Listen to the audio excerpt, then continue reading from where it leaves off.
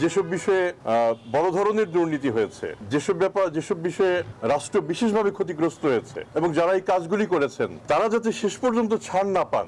7 দিনের মধ্যেই সম্পদের হিসেব জমা দেবে দুদকের নতুন কমিশন, এমন ঘোষণা দিয়েছেন দুদকের নতুন চেয়ারম্যান আব্দুল মোমেন। তিনি বলেন, বড় ধরনের দুর্নীতিবাজরা যেন ছাড় না পায় সেই পদক্ষেপ নেবে দুদকের নতুন কমিশন। মঙ্গলবার দুদকের নতুন চেয়ারম্যান হিসেবে দায়িত্ব গ্রহণের পর তিনি বলেন, রাজনৈতিক প্রভাবমুক্ত থেকে দ্রুত সময়ের মধ্যে দুর্নীতিবাজদের বিরুদ্ধে ব্যবস্থা নেওয়া হবে।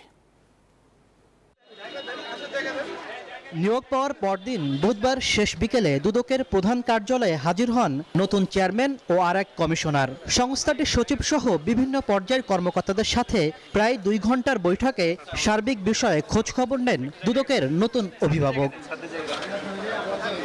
পরে সাংবাদিকদের মুখোমুখি হয়ে নিজেদের পরিকল্পনার কথা তুলে ধরেন। চেয়ারম্যান বলেন, 5 আগস্টের পরবর্তী বাংলাদেশের প্রত্যাশা পূরণে বৈষম্য কমাতে দুর্নীতির লাগাম টানবেন। যেসব বিষয়ে বড় ধরনের দুর্নীতি হয়েছে, যেসব বিষয়ে রাষ্ট্র বিশেষভাবে ক্ষতিগ্রস্ত হয়েছে এবং যারা এই কাজগুলি করেছেন তারা যাতে শেষ পর্যন্ত ছাড় না পান, আমরা চেষ্টা করব সেই কাজটা যাতে আমরা সঠিকভাবে, ন্যায়পরায়ণভাবে, যথাযথ তদন্তের মাধ্যমে সমাপ্ত করতে পারি। বিমানের এমডি থাকা অবস্থায় ওঠা দুর্নীতির অভিযোগেরও জবাব দেন। একই সাথে টিআইবির দাবির প্রেক্ষিতে নিজেদের সম্পদের হিসাবও তুলে ধরার কথা জানান চেয়ারম্যান। আমরা আগামী 7 দিনের মধ্যে আমাদের স্থাবর অস্থাবর যা আছে আপনারা পেয়ে যাবেন। 9 থেকে 22 পর্যন্ত এর উপরে বহু তদন্ত হয়েছে। তদন্ত হয়ে 23 সালে দুদক থেকে এই অভিযোগগুলি যে প্রমাণিত হয়নি সেই প্রত্যয়ন দুদকই করেছে। আর নতুন কমিশনার মিয়া আলী আকবর আজিজি দুদকের কালোমেঘ সরিয়ে সঠিকভাবে অনুসন্ধান ও তদন্তের প্রতিশ্রুতি ব্যক্ত করেন।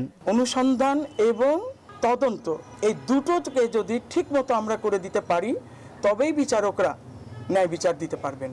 গেল সোমবার দুদকের চেয়ারম্যান সহ 3 সদস্যের কমিশন নিয়োগ দিয়ে প্রজ্ঞাপন জারি করে মন্ত্রিপরিষদ বিভাগ।